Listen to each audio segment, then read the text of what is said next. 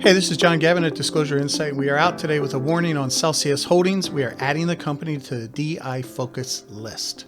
All right, let's go through the summary and opinion. We conclude that CELH Holdings Management is indeed playing disclosure games with investors. That's our investment opinion here. We found shoddy, even sleazy disclosure practices regarding a formal and now protracted SEC investigation. What do you see what these guys are doing here? It really is sleazy. The overall mosaic suggests heightened risk for investors at this time. All right, here's what's going on. You have a now protracted and formal SEC investigation. You have a pattern of waiting to disclose bad news. No detail of any analytical worth when the disclosures come. And we found sizable and repeated selling of shares from private holders. June 2021. Oops, we have an abrupt change in the auditor. And oops again, April 2022. We're going to call that an abrupt change in the CFO. Internal controls issues that will not quit. And signs that the investigation has escalated over time. We know the investigation is now formal, for example. They never call it that.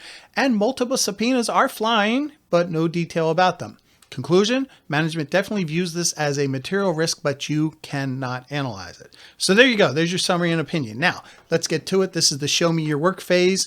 Let's get into this. Let's look at the disclosure language. All right, this is from the 10-K filed by CELH on March 1st of this year, the annual report. And we see they say that on January 8th, 2021, they got a letter from the SEC basically telling them they're under investigation. This is not a new disclosure. They've been making this disclosure for a while.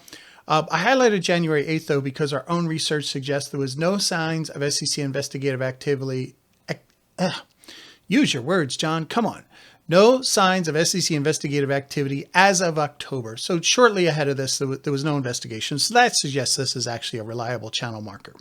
All right, they're saying it's to determine whether violations of federal securities laws have occurred. Yeah, we'll have a bit to say about that.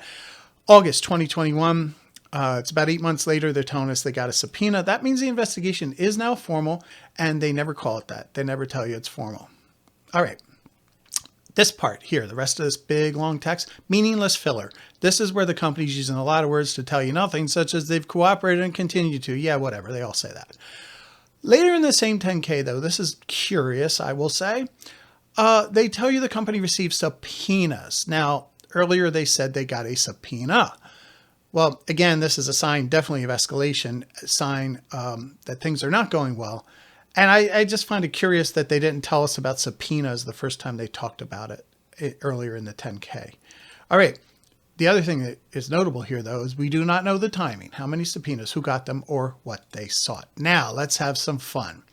Let's go after the language that I call sleazy language. The company claims it is under investigation to determine whether violations of the federal securities laws have occurred.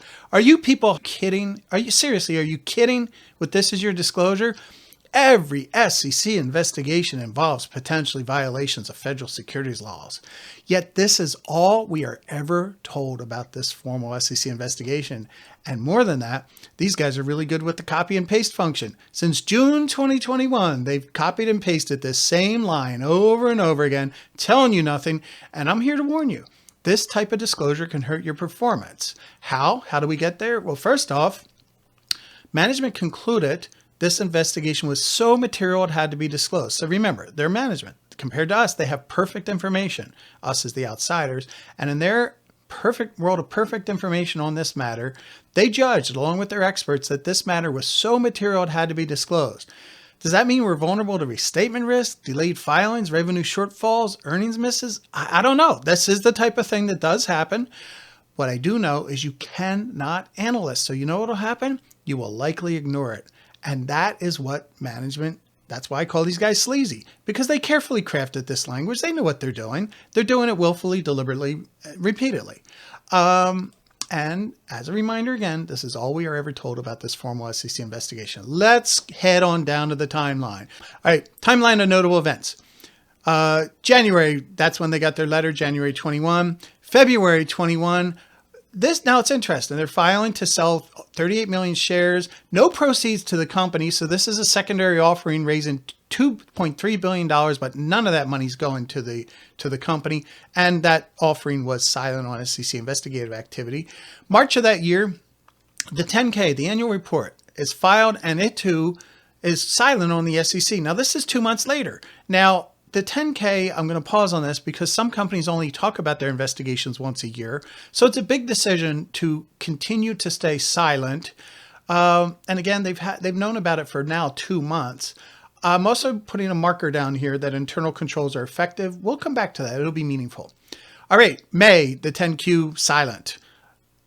June 3rd, the auditor's terminated. Ernst Young replaces an entity I never heard of called Assurance Dimensions. Now, that on the surface actually sounds good. You know, young company maturing, they get E&Y, Ernst Young is their auditor. That's a pretty good thing. Except, look at when this auditor termination was effective. June 30th? Wait. That's not their fiscal year. That means this was, you announced on June 3rd you're terminating your auditor at the end of the quarter? That amounts to an abrupt termination of an auditor. I don't care that E&Y is coming in. That's an abrupt termination of an auditor. You should be troubled by that. It signals something's amiss. Now, June 9th, 6 days later, we see some more selling of shares. And this is when we see the investigation disclosed for the first time. I will note that SEC investigations are not typically disclosed in prospectus documents. I search them all the time. They chose to disclose it here. And of those 6.5 million shares, in this case, 1 million of them are being offered by the company, but the rest of those proceeds, again, going not to the company. Now, here's what you have to focus on here, which makes this so troubling. From January 21 to June 21, management did not think this investigation was material enough to disclose, but by June, they figured it was. They concluded it was. You always want to ask what changed, because something probably changed and for the worse. That's usually how these work. They don't just make up their mind, oh, let's start disclosing because we're good guys now. No, you had the abrupt auditor departure and you had the secondary offering. So I think something around that, but we don't know for sure. Now, what's really weird is by August, the next Q, they're back to being silent on SEC investigative activity. So what? The investigation stopped being material? Is that what we're to conclude here? I don't know. All right, November. They're telling us they got a subpoena in August. So, okay, now they're disclosing again. I guess it's material again. That means the investigation is now formal, but remember, they never call it that. January 22. Oh, looky, we're going to sell more shares. 12 million shares, no proceeds to the company from the secondary offering again. And in just 1 year, private holders have sold about 55 million shares worth of the stock for $3.5 billion estimated. The Celsius only has a market cap of like 6 to 6.5 billion. So that's some people rushing to the exits. I think it's fair to say they're cashing in big. All right, March of 22. Now we see the internal controls are not doing well. And we also get that disclosed when the 10K finally comes out. And now April. This is very interesting. So Edwin is the name of the old CFO. He retired January of this year. They let us know in last April. Now, wasn't that nice?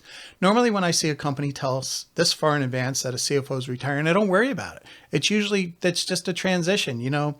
I don't want to be disrespectful to Edwin. I'll just make up a name here. Ralph. Let's say Ralph's the CFO. He's retiring. You know, he's 65, time to go golf, spend time with the grandchildren. We're letting you know, many, many months ahead of time. Okay, I'm not going to be troubled by that. But in this case, old Ralphie, his replacement started the day they made the announcement. Yeah, Ralphie's just hanging out to help during the, quote, executive transition. Isn't that nice? Yeah, so we have what I'm going to call an abrupt departure of a CFO. That's not good. We don't want to see that. Yeah, we're cutting and paste, repeating. Now we know by August of 22. Now there's multiple SEC subpoenas. November, okay, nothing new there. 10K this year. Again, multiple subpoenas cited, still no detail. And wow, oops, internal control still not effective. Now 2 years running, that's not good. We don't like that. All right, remember, the entire time with all that stuff going on, this is all we are ever told about this formal SEC investigation. So what are your questions for management? Let's hit that. Number one, come on, guys, yo, hey, management. What's the SEC investigating? Who got the subpoenas? When did you get them? What are they for? When was your last contact? When was your last contact with the SEC? And here's the thing. Don't let these guys or any management pretend they can't tell you more about their SEC investigations. They can tell you more, a lot more.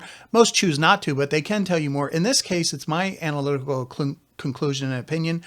that Celsius management has chosen to play you instead willfully and repeatedly. Therefore, if our objective is to assess the risk to see if you can achieve the return, I conclude you cannot assess the risk here. You may not achieve the return you hope for. We see high risk of a negative surprise. There you go. That's it. I'm out.